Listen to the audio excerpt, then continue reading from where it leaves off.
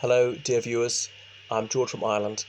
I'm now going to recite a poem by Lord Byron, who is one of the poets I've appreciated most since my adolescence. So I shan't introduce it any more than that. I'll talk about it after I've recited it. So, She Walks in Beauty, a poem by George Lord Byron. She walks in beauty like the night of cloudless climes and starry skies, and all that's best of dark and bright meet in her aspect and her eyes, thus mellowed to that tender light which heaven to gaudy day denies.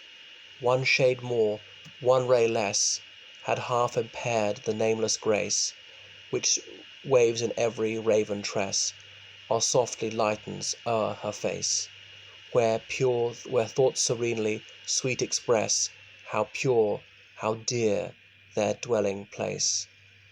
And on that cheek and o'er that brow, so soft, so calm yet eloquent, the smiles that win, the tints that glow, but tell of days in goodness spent, a mind at peace with all below, a heart whose love is innocent.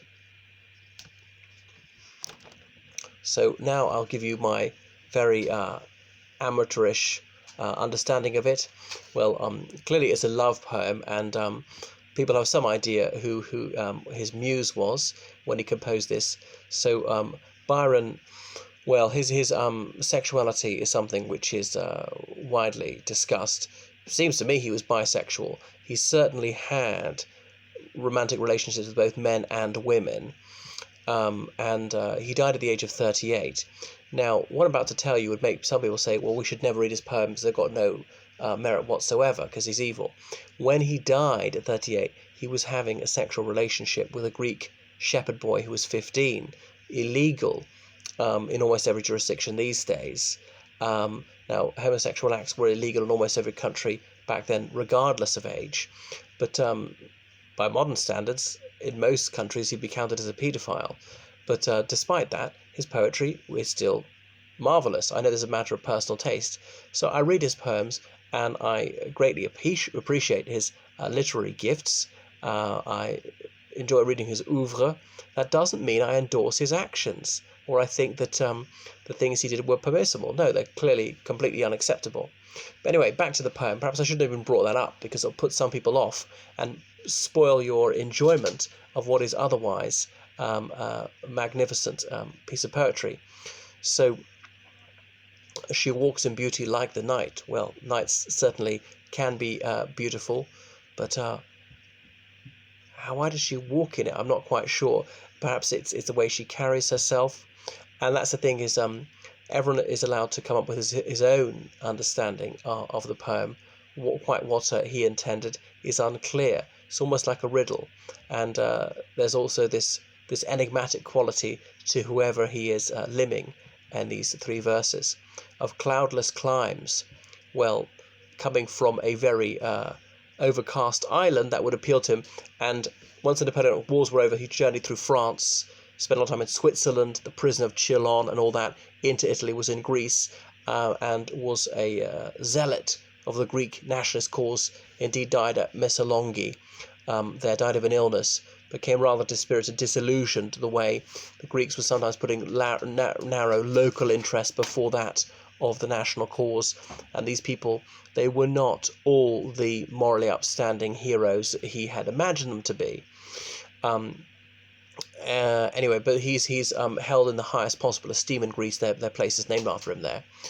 Of all that's best, that's dark and bright, and I really appreciate that contrast. Could it be also the her black hair, her very pallid skin, or dark and bright in another sense, as in something that's mysterious, numinous, almost wicked, but in an attractive way, like dangerously beautiful, but bright. Well, that's got so many connotations of intelligence, of energy, something being attractive and warm.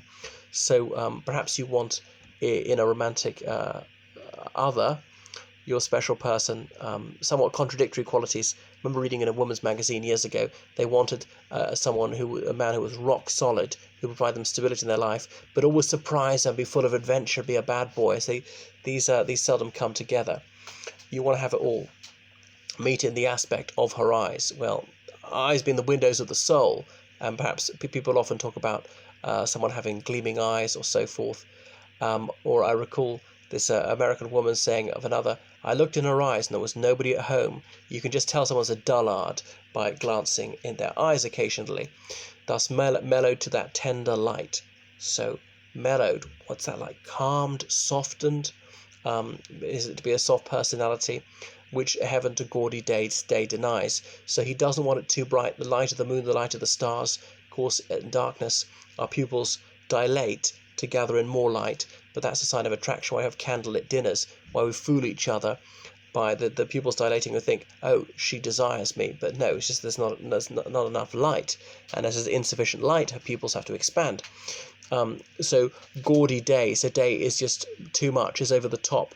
So perhaps he likes a bit of certain subtlety in this lady. Does she hold something back? Is not coquetting with everyone, unattainable, and I get the sense from this that he never had her, and he was a notorious womanizer, supposedly had an affair with his half-sister, or was it his stepsister. He's the first one of whom the epithet was used. He's mad, bad, and dangerous to know.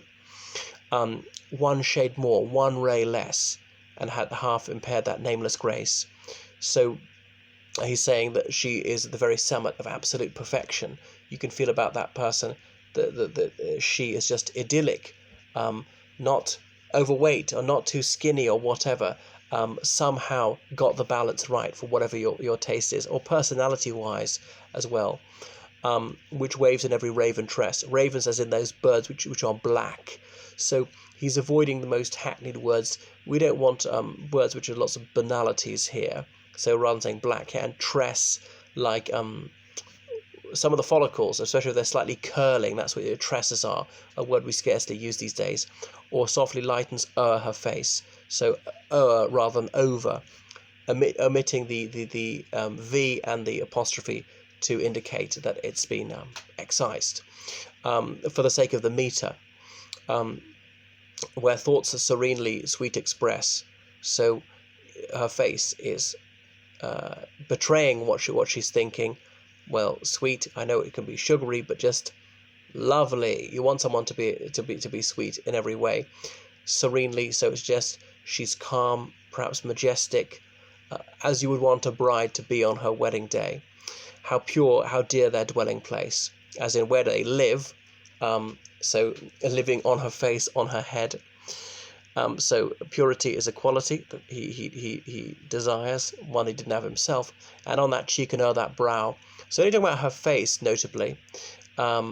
So the parts you would see, because ladies would tend to be very covered up in those days, but their dresses were sometimes body clinging or deliberately wet, well, always getting colds, and semi-transparent. So they're quite not as buttoned up as people were a couple of generations later in the Victorian era. So soft, so calm, yet eloquent. So who could obviously speak articulately just like him. He wanted someone who wanted a bit of a meeting of minds, someone who sustain a decent conversation, as he was an intellectual himself. The smiles that win, the tints that glow. So you can tell a lot by someone's facial expression. Their smile, is it genuine? A heartfelt smile is really worth it. And there's some smiles I can never forget. People on particular occasions smiling just so sincerely. And it's very rewarding to see that. Whereas you can tell fake smiles, are they creasing around the eyes or not? So a winsome smile, and this is what's beguiled his heart. The tints that glow. Tints, I'm not sure in what, the hair, the skin. So glowing is like the radiance of youth to me, and this is what he finds so physically appealing about her. But we're getting some notion of her personality from his description here. But tell of days in goodness spent, so doing good deeds, and he felt he was doing those. He donated very liberally to the Greek nationalist cause. And I'm not sure what other good works she would be doing, but it's a bit like George Orwell saying, at 40 every man has the face he deserves. You can see the guilt, the wickedry, perhaps the virtue in someone's face, the vanity. It's all written there. I remember saying someone to me, "I can see it in your eyes," when she felt that she could read my sentiments which I'd never voiced. A mind at peace and all below. So that's so much of it's about her personality. It's not just about physical appearance. Noticeably, is nothing below the neck. That would perhaps be too biological for Byron, because he's quite a high-minded guy, even though he certainly was highly sexed too. A heart whose love is innocent. So, is this to suggest that that she's almost above desire for him, that his feelings towards her is it some sort of platonic or fraternal love? Perhaps. That's not quite my reading of it, but I'm unsure. So she's a little bit enigmatic, and as for his feelings, well, it's a guessing game. So therein lies half the fun of reading and appreciating poesy. So I'm thinking of launching my own poetry channel on YouTube, get more hits that way, where I only read and talk about poetry. All right, so please donate to me on PayPal, georgecallahan79@gmail.com. Toodaloo.